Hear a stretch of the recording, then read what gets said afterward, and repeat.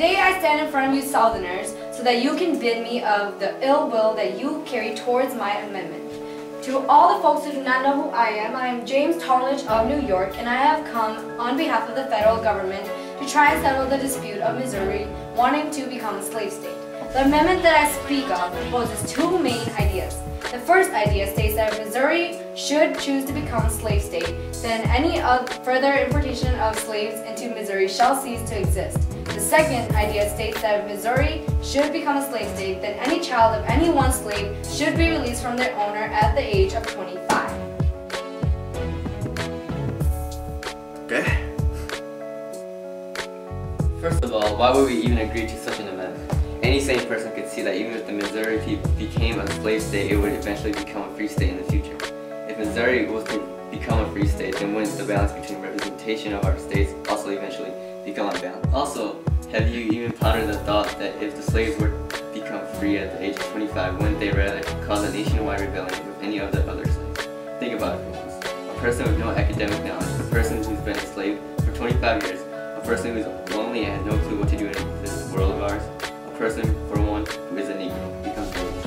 His only thoughts would be to release his fellow family. And every owner of the plantation knows that if such an idea was to be kindled into the pitiful mind of these slaves, then there would be a havoc across the whole economy.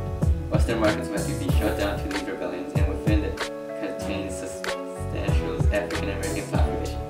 There would be more increasing population of potential rebels. Even if the chances happen the slaves should not become such rebels as we all know they will, wouldn't you agree that if they were becoming immigrants and lived in our society, they would just have to live in poverty?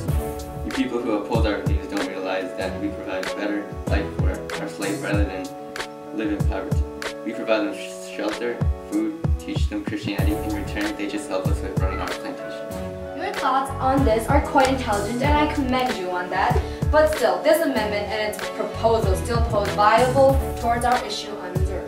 First of all, I would like to answer your view on Missouri eventually becoming a free state, for that I can tell you that it will eventually happen. You know why? But it will be highly reasonable that this will not happen anytime in your life, maybe in the next 50 years or even longer, but this shouldn't be any of your concern because you're not going to be alive in such an event.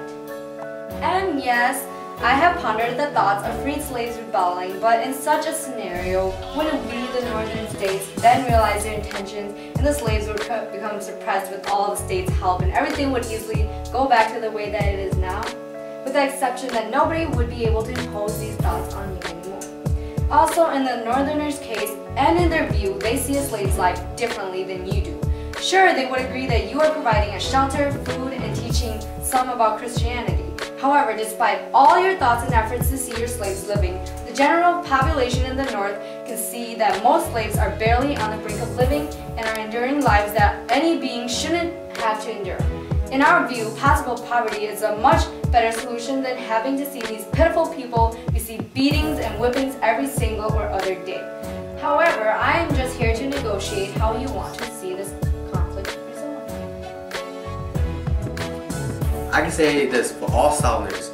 We rightly, absolutely, no words taking it back, do not want this amendment at all. Plantation and farming is our main source of money. And if we were to lose our slaves who work for our farms and which we paid for those slaves with our own money, then you're practically saying that you're planning to disrupt and destroy the current economy of Missouri. Which that itself saying that this amendment is proposing to destroy the economy of all southern states. And since all southern states do not want that, we have decided that we will stay with our standpoints of not accepting these proposals of yours. So just take back your silly federal government and tell them that. Go back.